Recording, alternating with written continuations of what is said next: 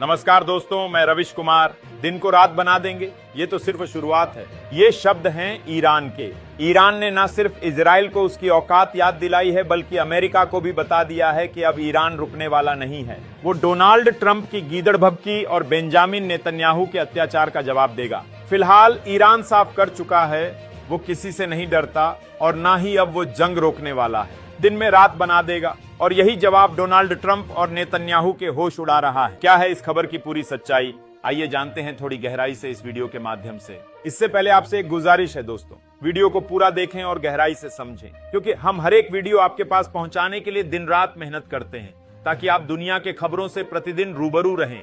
अगर आपने अभी तक इस वीडियो को लाइक नहीं किया है तो लाइक करें और चैनल को तुरंत सब्सक्राइब करें। और आप ये वीडियो दुनिया के किस कोने से देख रहे हैं कमेंट करके जरूर बताएं। तो चलिए अब आगे बढ़ते हैं। तो आइए जान लेते हैं आखिर ईरान की किस जंग ने अमेरिका और इजराइल दोनों को झकझोर कर रख दिया है। डोनाल्ड ट्रंप भले ही धमकियां देता रहे, लेकिन ईरान ने अपना काम कर दिखाया है। ईरान पहले ही कह चुका था ये जंग तब तक नहीं रुकेगी जब तक बदला पूरा ना हो जाए, और ईरान का बदला अब भी पूरा नहीं हुआ है। ईरान का बदला तब पूरा होगा जब बेंजामिन नेतन्याहू घुटनों पर ना आ जाए, और उसी को रोकने के लिए ईरान ने फिर से बयान दिया है। उधर डोनाल्ड ट्रंप जैसे पगला गया हो अमेरिका फाइटर प्लेन भेज रहा है, लेकिन ईरान को कोई फर्क नहीं पड़ता, क्योंकि ईरान के ड्रोन तैयार हैं, मिसाइलें तैनात हैं। अब बस दिखेगा तो तबाही ही दिखेगी। डोनाल्ड ट्रंप एक तरफ इंसानियत की बात कर रहा है और दूसरी ओर कह रहा है कि मासूमों का खून बह रहा है। लेकिन जब गाजा के मासूमों की लाशें बिछती थीं, तब ट्रंप की जुबान सिल जाती थी। वह तब चुप रहता था, उल्टा गाजा पर कब्जे की बात करता था। और दुनिया भी देख रही है कि 2 साल से हमास पर कितना अत्याचार हो रहा है। गाजा के मासूम मारे जा रहे हैं और उनके खून का जिम्मेदार सिर्फ और सिर्फ बेंजामिन नेतन्याहू है। इसी पर अब ईरान फट पड़ा है। ईरान ने साफ कहा है जब तक इंसाफ नहीं मिलेगा इजराइल को नहीं छोड़ा जाएगा। उसी बीच डोनाल्ड ट्रंप का बयान आता है कि भले ही ईरान के पास हथियार हों, लेकिन अमेरिका से ज्यादा नहीं हो सकते। वो कहता है हम चाहें तो छुपे खमोई को मार सकते हैं, लेकिन हम अभी ऐसा नहीं करना चाहते। इस पर ईरान ने जवाब दिया है ये जंग अन्याय के खिलाफ है और यह तब तक जारी रहेगी जब तक जुल्म मिटा नहीं दिया जाता। यानी साफ शब्दों में यहूदी राष्ट्र के प्रमुख नेतन्याहू को रोकने की बात हो रही है। रोजाना गाजा के मासूम मारे जा रहे हैं, तब डोनाल्ड ट्रंप चुप रहते हैं। ईरान ने अब एक के बाद एक ऐसे ठिकानों पर हमला किया है जहां से इजराइल की कमर टूट चुकी है।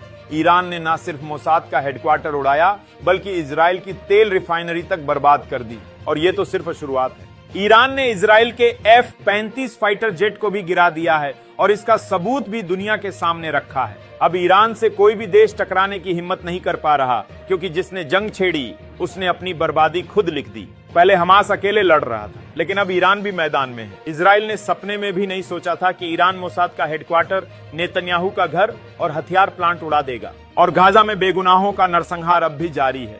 लेकिन अब वही इतिहास दोहराया जा रहा है जो कभी इजराइल दूसरों के साथ करता था। जब इजराइल ने ईरान पर हमला किया था, तब उसे यह अंदाजा नहीं था कि खमोई पलटकर वार करेगा। अब अमेरिका चाहे जितने फाइटर प्लेन भेज दे, ईरान को मालूम है उसे क्या करना है। ईरान तैयार है, अगर अमेरिका भी सामने आया तो वह भी नहीं बचेगा। खमोई का आदेश है, दिन में रात कर दो, हर दिशा से तबाही बरपाओ, क्योंकि हमारे मासूम भी तो मारे गए हैं। अब तक 600 से ज्यादा लोग मारे जा चुके हैं। उनकी मौत का बदला ईरान लेकर रहेगा। और अब ईरान के समर्थन में तमाम मुस्लिम देश आ खड़े हुए हैं। OIC यानी इस्लामिक देशों के संगठन ने पूछा है कि डोनाल्ड ट्रंप गाजा के मासूमों की मौत पर चुप क्यों है। इजराइल लगातार निर्दोषों की हत्या कर रहा है और अमेरिका चुप है। क्यों है ये दोहरा मापदंड? लेकिन अब ईरान की जनता चुप नहीं बैठेगी और न ही वो नेतन्याहू को छोड़ेगी। अब इजराइल का बचना नामुमकिन है। ईरान का कहना है अगर अमेरिका ने हस्तक्षेप किया तो वो भी बर्बादी से नहीं बच पाएगा, क्योंकि इस वक्त ईरान ताकतवर हो चुका है, मुस्लिम देश उसके साथ हैं और कह रहे हैं अब इजराइल की मनमानी बर्दाश्त नहीं होगी। आज ईरान है, कल कोई और भी हो सकता है, इसलिए इजराइल को यहीं रोकना होगा, वरना ईरान किसी को नहीं छोड़ेगा। क्योंकि इजराइल ने जो गुनाह किए हैं उनका जवाब अब मिलेगा। बेंजामिन नेतन्याहू गिड़गिड़ा रहा है, अमेरिका से मदद मांग रहा है, लेकिन अब देर हो चुकी है। ईरान ने उसकी अर्थव्यवस्था तबाह कर दी है, सैन्य ताकत को चूर कर दिया है और अब दुनिया देख रही है नेतन्याहू की बर्बादी। वो भले किसी से ना कहे, लेकिन डर चुका है और अब उसे कोई नहीं बचा सकता। जंग का आगाज हो चुका है और अब इसका अंत होगा नेतन्याहू की हार से, क्योंकि उसने मासूमों का खून बहाया है। तो दोस्तों, इस खबर में बस इतना ही।